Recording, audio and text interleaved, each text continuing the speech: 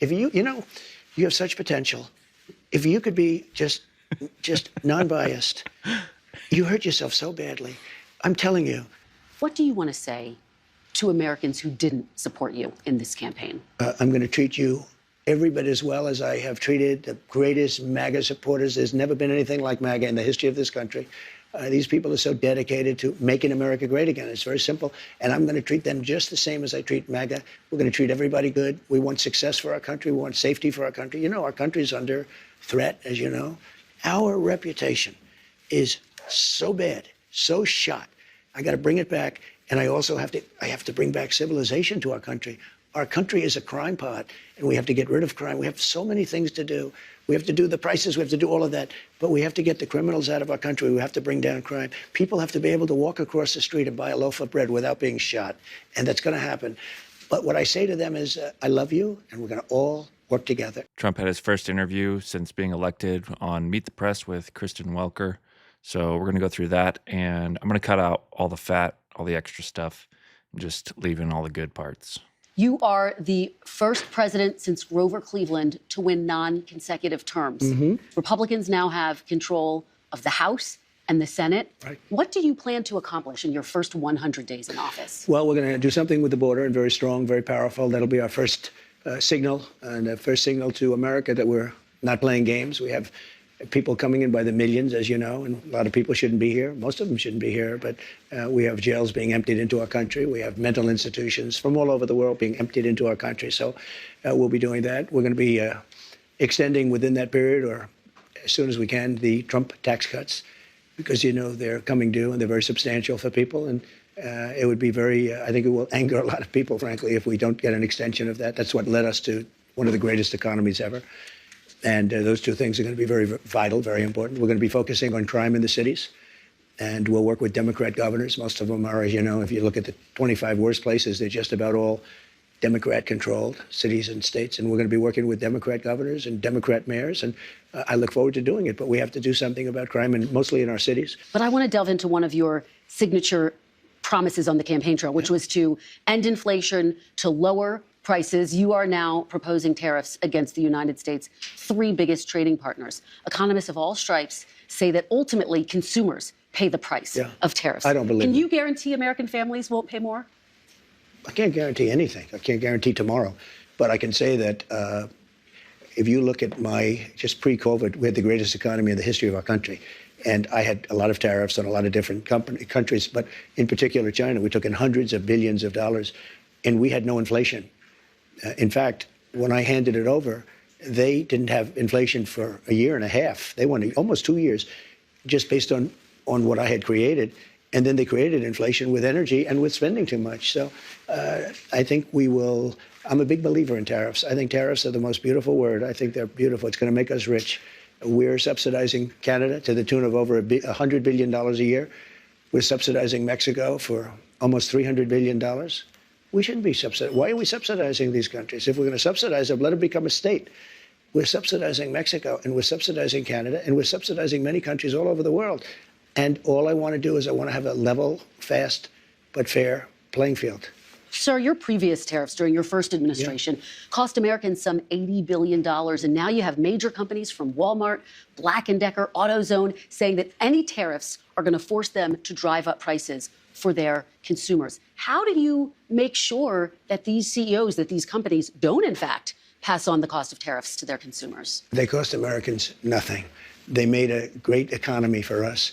They also solve another problem. If we were going to have problems having to do with wars and having to do with other things, tariffs, I have stopped wars with tariffs by saying, you guys want to fight, it's great, but both of you are going to pay tariffs to the United States at 100%. And they have many purposes, tariffs, if properly used. I don't say you use them like a madman. I say properly used.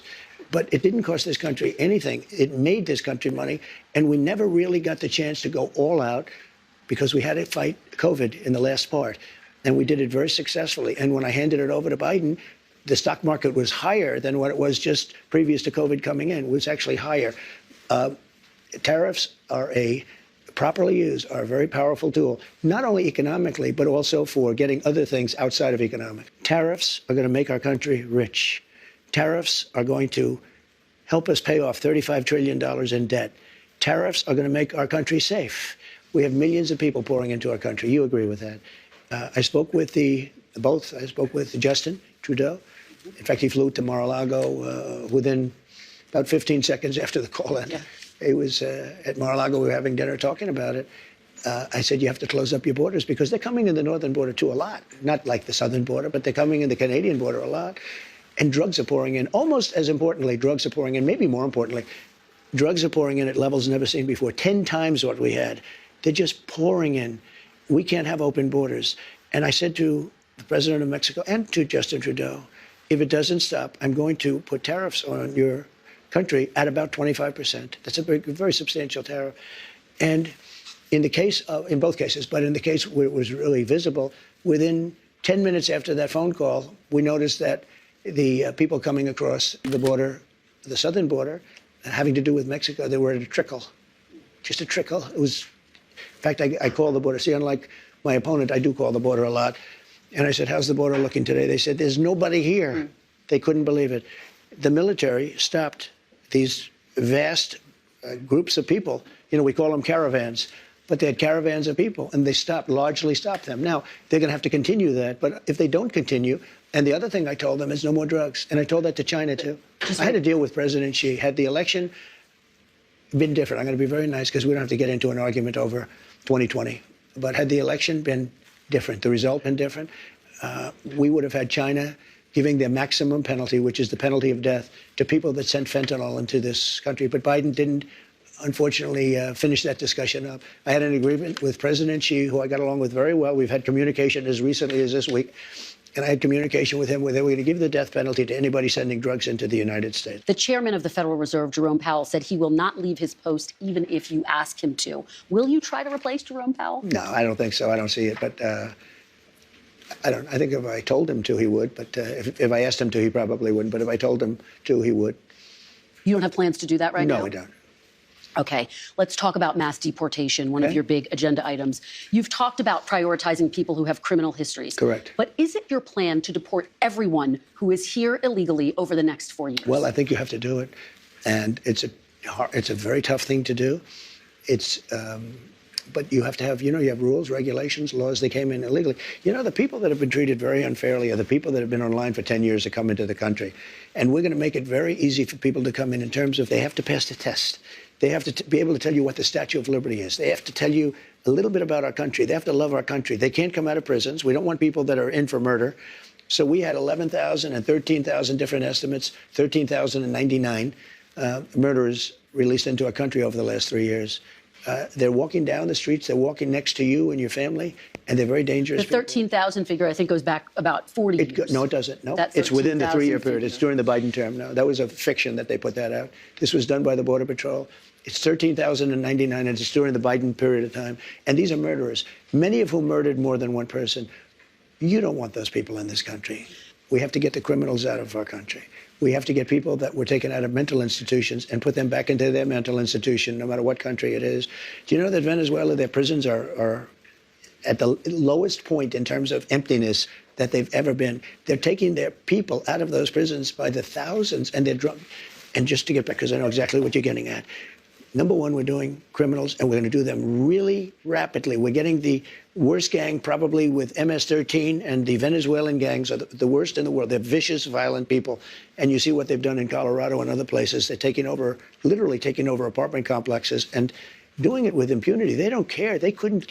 They just are. They're in the real estate business. The local police say that is not the case in Colorado. Oh, it's totally the case. I mean, I have it on you don't tape. believe the local police. I play it. I used to play it at my rallies every single night. No, they're breaking into doors. They're taking over the building. Remember, it's only a handful, just a handful. I'm going to stop you. The incidents were limited to a handful of apartment complexes, and the mayor said our dedicated police officers have acted on those concerns. A handful of problems. Only, Martha, do you hear yourself? Only a handful of apartment complexes in America were taken over by Venezuelan gangs, and Donald Trump is the problem and not Kamala Harris's open border? By the way, the police are afraid to do anything. You raised the point that the logistics are complicated. You said Sure yourself they are, you would but need everything's 24 complicated. Yeah, I mean, you need 24 times more ICE detention capacity just to deport 1 million people per year, not to mention more agents, more judges, more planes. Is it realistic to deport everyone who's You have here no illegally? choice. First of all, they're costing us a fortune. But we're starting with the criminals, and we got to do it. And then we're starting with others, and we're going to see how it goes. Who are the others? Others are other people outside of criminals. We have convicted murders. We don't mean people that are even on trial. We have people that have murdered numerous people are on our streets and in our farms, and we have to get them out of our country. The press really needs to get off this illegal immigration issue. Even Democratic politicians are siding with Trump. Kathy Hochul supported Trump. Eric Adams supports Trump, wants his help. Check out these videos of them right here. Someone breaks the law, I'll be the first one to call up ICE and say, get them out of here. Are you supportive or not supportive of deporting undocumented immigrants whose only crime is either crossing the border or overstaying? If they're here with legal papers, like they came and they're seeking asylum, like the 224,000 people came to New York, they're here legally in search of asylum. And that process will play out. But there are other people who commit crimes or are known to be criminals before they arrived here. When those are identified, I'll be the first one to help get rid of them. I don't want them here. Those who are here committing crimes, robberies, shooting at police officers, innocent people, have been a harm to our country. I want to sit down and hear the plan on how we're going to address them. Those are the people I am talking about, and I would love to sit down with the border czar and hear his thoughts on how we're going to address those who are harming our citizens. You're open to that? Open to? To hearing what their plan is to deport some of these folks, and you think the city, in some circumstances, should cooperate with ICE. Let me. You know what's interesting? And I was talking to the team the other day. I want you to all go back and Google Hillary Clinton and Barack Obama. Google what they said about those who commit crimes in our city and what they said in our country. They said those who commit crimes need to get out right away. That was their position. So this is not a new position, because in the state in the era of cancel culture, no one's afraid to be honest about the truth. Well, cancel me. Let me ask you about another group of people, the estimated 4 million families in America who have mixed immigration status. So I'm talking about parents who might be here illegally, but the kids are here legally. Your border czar, You're talking about separation? Yeah, well, I mean, there are two aspects to this. Your border czar, Tom Homan, said they can be deported together. Correct. Is that the plan? Well, that way you keep well, I don't want to be breaking up families, so the only way you don't break up the family is you keep them together and you have to send them all back. When somebody comes here illegally, they're going out. It's very simple. When they come here illegally, they're going out. Now, if they come here illegally, but their family is here legally, then the family has a choice. The person that came in illegally can go out, or they can all go out together. I don't want to send the family out. I don't want to send anybody out. But I'll tell you, we have to, because otherwise we have no country. You promised to end birthright citizenship on day one. Is that still your plan? Yeah, absolutely. The 14th Amendment, though, says that, quote, all persons born in the United States are citizens. Can you get around the 14th Amendment with an executive action? We're going to have to get a change. We'll maybe have to go back to the people, but we have to end it. We're the only country that has it. Through an executive action? We're the only country that has it. Do you know, if somebody sets just a foot, 1 foot, you don't need to, on our land, congratulations, you are now a citizen of the United States of America. Yes, we're going to end that because it's ridiculous. Through executive action? Well, if we can, through executive action. I was going to do it through executive action, but then we had to fix COVID first, to be honest with you. We have to end it. It's ridiculous. Do you know we're the only country in the world that has it? Do you know that? Somebody walks onto our land, and we have to now say, welcome to the United States. They could be a criminal or not a criminal. We release them into our country. It's called catch and release. We release them into our country. Wait just 1 second. And now they get them lawyers. And the lawyers are good lawyers. And everybody has a lawyer. And do you know how many judges we have? Thousands. Thousands. Now, here's what other countries do. They come into the land and they say, I'm sorry, you have to go. And they take them out. Okay? With us, once they touch our land, we're into litigation that lasts for years, costs us hundreds of billions of dollars. Every other country. when somebody walks on and they see that they're here illegally, they walk them off, they take them back to where they came from. We have to get rid of this system. It's killing our country. There's still time to get your orders in for the holiday Trump merch. The store links are down below underneath the description. Mugs, shirts, stickers. Check it out. In your concepts of a plan, sir, will people with pre-existing conditions still have coverage, and can you guarantee their prices will not go up? The answer is yes. They'll have coverage. You have to have it. And what about their because prices? You know what? What about their prices, sir? I want the prices to go down. I want to have better health care for less money. And there are ways of doing it, I believe. And I have the smartest people in that world. You know, that's a separate world unto itself. I have the smartest people in that world looking at it and trying. And if they come up with something, I will present it. Now, Obamacare, when I took it over, was a disaster. And I made it has insured workable. 20 million people. Yeah, because of me. Because of me. If you look at what I did, I was the one. I made it good. You tried to legally. repeal and replace it. You tried to kill it, Because if I repealed sir. it and replaced it, we would have had a better system because we wouldn't have had health care. And the Democrats would have been forced to do something. If we wouldn't have had it, the Democrats would have been forced to do something that they wouldn't do if we have it. Let me ask you about another aspect of healthcare. You talked about this on the campaign trail, right. IVF. You promised free IVF for all who want it, either through the government or through mandates with insurance companies. I know you're going to make some news today. IVF has been an issue that has become political. Yeah. A lot of people talking about it. What's the Trump administration going to do when it comes to IVF if you get elected? Right. Well, as you know, I was always for IVF right from the beginning. As soon as we heard about it, it's fertilization and it's helping women and men and families. But it's helping women able to have a baby. Some have great difficulty, and a lot of them have been very happy with the results, as you know. And what we're doing this because we just think it's great, and we need great children, beautiful children in our country. We actually need them. And we are going to be, under the Trump administration, we are going to be paying for that treatment. So we are paying for that treatment. All Americans who want it? For all Americans that get it, all Americans that need it. So we're going to be paying for that treatment, or we're going to be mandating that the insurance company pay. So either the government will pay for it or the insurance companies Under will a cover. mandate, yes. I've been hearing from Republican senators, some of them, who say they're not going to support that plan. How are you going to get that passed? Well, we're going to see. We want them to pay, ideally the insurance companies to pay for it, the fertilization. I came out very early for a Republican especially, and I think they were looking for my guidance, my great wisdom, right? They were looking for it. And I consider myself to be the father of IVF in a certain way. And the Republicans were very strong on the issue. You've said that abortion is now a state issue.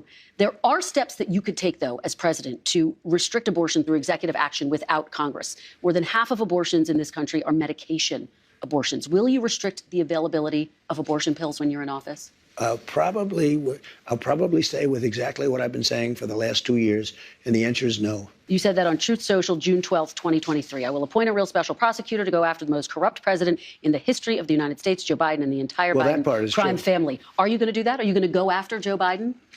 I'm really looking to make our country successful. I'm not looking to go back into the past. I'm looking to make our country successful. Retribution will be through success. If we can make this country successful, that would be that would be such a great achievement. Bring it back. We have a country now that's overridden with crime, that has millions of people that shouldn't be here, that should be in prisons in other countries, that should be in mental institutions. We have drug lords being dropped into our country and told never go back to their country. I'm looking to make our country great. I'm looking to bring prices down because, you know, I won on two things, the border, and more than immigration. You know, they like to say immigration. I break it down more to the border, but I won on the border and I won on groceries. It's a very simple word, groceries. Like almost, you know, who uses the word? Now we're talking. I started using the word, the groceries. When you buy apples, when you buy bacon, when you buy eggs, they would double and triple the price over a short period of time. And I won an election based on that. We're going to bring those prices way down. What if President Biden offered you a pardon? Would you accept it? I've never even thought about it. I don't think he'll do it. Look, if he did, he's the one that started this whole thing. He got the Justice Department to go after me. And the state cases are all being run by the Justice Department, which is illegal. He could have avoided a lot of the backlash of pardoning Hunter Biden if he had pardoned Trump and Hunter at the exact same moments. Because then it would look not just to Democrats, but it would look to Republicans that Biden is kind of over this using the system to go after your political opponents. It would put an end to that era, but it's, again, a missed opportunity. Maybe he's too old and there's not enough brain cells left to come up with that thought. The fact that Trump can now come in, he can pardon Snowden, and contrast those two pardons. Hey, you pardoned your son who's a crack addict. I'm pardoning an American hero. When you could have done it this whole time, why'd you leave me to do it?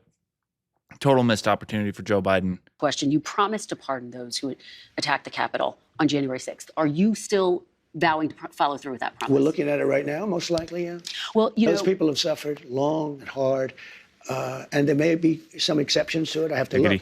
But, if somebody was radical, crazy, there might be some people from Antifa there. I don't know, because those people seem to be in good shape. These people have suffered. Their lives have been destroyed. And yet in Portland, where they burn down half the city, they burn it down all the time. It's like a, routine occurrence. They don't do anything. They attack the courthouse, federal courthouse. They always say federal building. Okay. They destroyed the beautiful limestone exterior of the courthouse in Portland. They killed people in Portland. Seattle, people got killed in Seattle. Seattle, they took over a big chunk of the city. They took it over. They took the city away. Minneapolis, it looked like when they said this is a friendly protest, and yet over the poor slob from CNN, his shoulder, the entire city was burning down. It looked like World War II. Nothing happened. But wait, nothing happened. They took over the police station. They took over the police station in Minneapolis. They burned it down. Nothing happened to anybody. And yet these people have been in jail, and I hear that jail is a hellhole. These people are living in hell. And I think it's very unfair. But most likely I'll do it very quickly. Very quickly. Okay, but some of them, 169 of them, have pleaded guilty to assaulting police officers. Because they had no choice. 900 pleaded guilty to other crimes. They're also going to be eligible for a pardon from you? Listen, it's a very tough system. Do you know almost nobody? I saw people that didn't even go into the building and they were convicted. And you had the police saying, come on in, come on in. I mean, the police are saying, come on in, everybody, come on in. They had people, you have a lot of cameras. They don't want to release the tapes. They don't want to release the tapes. So, but you're going to consider pardoning even those who've pleaded guilty to crimes, including assaulting police officers? Well, sometimes they say, here's your choice. You're not ruling it out? Look, I know the system. The system's a very corrupt system. They say to a guy, you're going to go to jail for 2 years or for 30 years. And these guys are looking, their whole lives have been destroyed. For 2 years, they've been destroyed. But the system is a very nasty system. Okay. I'm going to look at everything. We're going to look at individual cases, Okay. But I'm going to be acting very quickly. Within your first 100 days, first day? First day. First day? Yeah, I'm looking first day. Issue these pardons. These people have been there, how long is it, 3 or 4 years? Okay. By the way, they've been in there for years. And they're in a filthy, disgusting place. Let me ask you about former Congresswoman Tulsi Gabbard. You picked her to be the director of national intelligence. Right. In 2017, she had 2 secret meetings with Syrian dictator Bashar al-Assad. Do you have questions or concerns about those meetings? No. And he's got bigger problems right now. Well, do you think it makes it hard for her? His country is collapsing. Yeah. I mean, do you think it compromises her ability to handle that? I met with Putin. I met with President Xi of China. I met with Kim Jong-un twice. Does that mean that I can't be president? Well, when you were president, they weren't secret meetings. Look, people meet. All these people meet. I mean, I see some of the most dishonest people. I'll tell you, the 51 agents that said that the laptop wasn't from Hunter, it was from Russia. What about them? Tell me about them. Do you think they did something wrong? Do you think they were all so stupid that they thought that the laptop from hell? So you have confidence in Tulsi Gabbard? I do. She's a very respected person. Let me ask you about RFK Jr. He has obviously talked about his skepticism of vaccines. He's expressed opposition to childhood vaccines. Do you want to see childhood vaccines eliminated?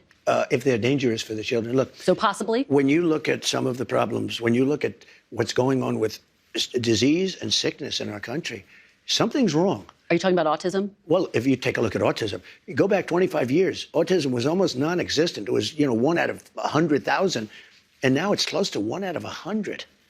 Well, I mean, what's happening? If they can find it. Now, I did something the other night that was a little unusual. At Mar-a-Lago, I called the drug companies, the top drug companies, and I called RFK Jr. and Dr. Oz and some of his people, and I said, let's all get together and let's figure out where we're going. Because we're going to do a lot of things. Number one, we're going to reduce prices because the middleman makes more money than the drug companies, in all fairness to the drug companies. There's a middleman that nobody even knows who they are. And you look at our drug prices, they're much higher than the prices for the same medicine, for the same stuff. So we met, and we met for a long time, and we talked about pricing, and we talked about vaccines, in terms of what happens. We talked about pesticides. We talked about everything. And I think a lot of good things are going to come from him. And he's not going to upset any system. He's not going to upset this. He's not looking to, to reinvent the wheel totally. But when you look at the numbers, we really don't have a very healthy country. If you go back 25 years ago, you had very little autism. Now you have it. I mean, well, they say because they're better at identifying it. 1 in 100,000, and now it's 1 in 100. That's a pretty bad number. Childhood vaccines. I mean, something is going on. I don't know if it's vaccines. Maybe it's chlorine in the water, right? You know, people are looking at a lot of different things. You know, childhood vaccines. I want them to look at everything. Everything. So childhood vaccines have prevented about 4 million deaths around the world every year. I think that's so great. Isn't I'm all for it. I think it's great. Hey, look, I'm not against vaccines. The polio vaccine is the greatest thing. If somebody told me get rid of the polio vaccine, they're going to have to work real hard to convince me. I think certain vaccines are incredible. But maybe some aren't. And if they aren't, we have to find out. But when you talk about autism, because it was brought up, and you look at the amount we have today versus 20 or 25 years ago, it's pretty scary. Let's talk about Elon Musk, another interesting person. He's very interesting. Last month, one of your allies said, quote, he's behaving as if he's a co-president. Will you favor Elon Musk over other leaders of competitor companies like Jeff Bezos, Mary Barra? No, Jeff Bezos called me. We're having dinner. As you know, Mark Zuckerberg came in. We had a really nice dinner. He asked to have dinner. I had dinner with him. I'm having dinner with everybody. People like me now. You know, it's something going on that people. I said, would you have come to dinner with me if I lost? I think the answer is no. You know, I said nicely, kiddingly, of course, because I don't want to sound foolish. But I say jokingly, would you have been here at dinner if I lost? And the answer was probably not. Look, I'm getting called by everybody. It's very interesting. It's different than the first. You know, when I won the first time, I wasn't nearly as popular as this. And one thing that's very important in terms of the election, I love that I won the popular vote, and by a lot. If I didn't, 1.6%. because they would go with the other one. They say, while he didn't win the popular vote, he won a lot of. You know, I won a lot of the Electoral College, but they would always preface it by saying, now they say he won the popular vote and he won the Electoral College and he won all 7 swing states. That was a great election.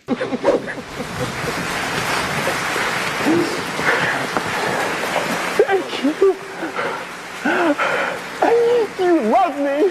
You really love me. You've tapped Elon Musk, Vivek Ramaswamy, to head up this Department of Government Efficiency. Correct. Which proposes cuts to the federal government. I think a lot of people hear that and they get concerned about Medicare and Social Security and Not Medicaid going to have anything to do. and defense spending. We're talking you about won't touch theft, Medicare, Social Security. Abuse, fraud. Okay. No, I said to people, we're not touching Social Security, other than we might make it more efficient, but the people are going to get what they're getting. Okay, so the entitlements And off we're not the table. we're not raising ages or any of that stuff. Okay, No, off the table. I won't do it. Okay. Should Ukraine prepare for less aid from the United States after you're sworn into Possibly, office? yeah, probably.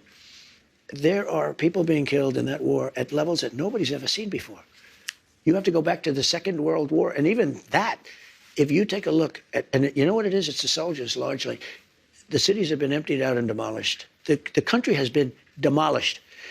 If I won that election, which you know how I feel about it, I won't get into it because we don't need to start that argument. I think it's an easy argument. It was really proven even more conclusively by the win that I had on this one.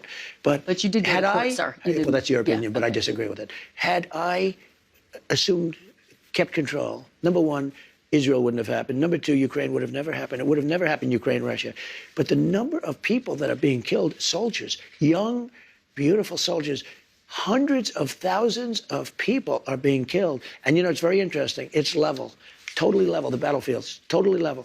You know what's happening? Yeah. The only thing that stops a bullet, you know what it is a body, a human body. And the people that are being killed, hundreds of thousands on both sides. Russia's lost probably 500,000. Ukraine's lost higher than they say, probably 400,000. You're talking about hundreds of thousands of bodies laying all over fields. It's the stupidest thing I've ever seen, and it should have never been allowed to happen. Let's turn to the Middle East now, sir. There are still American hostages being held in Gaza. Yeah. You said this week that if the hostages aren't released before Inauguration Day, quote, there will be all hell to pay. Correct. What exactly did you mean? And do you still think that the hostages are alive? I'm not a big believer in the fact that there are too many of them living, sadly, because I've seen the way they've been treated. I talk about the young girl that was pulled by her hair violently and thrown into the back of a car like she was a sack of potatoes. And I said, you know, that's hatred. And then I said, how did that young girl do? Beautiful young girl just dragged by her hair. You remember, blood pouring all over her body. You can imagine the parents thrown into the back of a car by some horrible guy. And I said, how is she? She's dead. She died, sir. I don't think you have as many. I mean, I hate to say it. I think you have far fewer hostages than people think. This week, a federal court upheld a law that could result in TikTok being banned. You said you're going to rescue TikTok when you get into office. Are you going to take steps to protect it? Yeah, and as you know, I use TikTok very successfully in my campaign. I have a man named TikTok Jackie who's very effective, obviously, because I won youth by 30%. All Republicans lose youth. I don't know why. Maybe it's changing. And last time we were down 30% with youth. This time we're up 35% with youth. And I use TikTok, so I can't really, I can't totally hate it. It was very effective. But I will say this, if you do that, something else is going to come along and take its place. I'm going to try and make it so that other companies don't become an even bigger monopoly. For the sake of unifying this country, will you concede the 2020 election and turn the page on that chapter? No. You know what I'm interested in? Drilling and getting prices down and stopping people from pouring into our border that come from prisons and mental institutions. That is one of his big priorities, and he doesn't talk about it as much as he should. Drill, baby, drill. Energy is the spice. You get gas prices down and everything else will follow. Do you feel safe going into the White House I do. for the next 4 years? Why? I have confidence in Secret Service. I know the people. I got to know a lot of them, and I have confidence. It was a bad moment. Something shouldn't have happened. But I have a lot of confidence, and they've really stepped it up.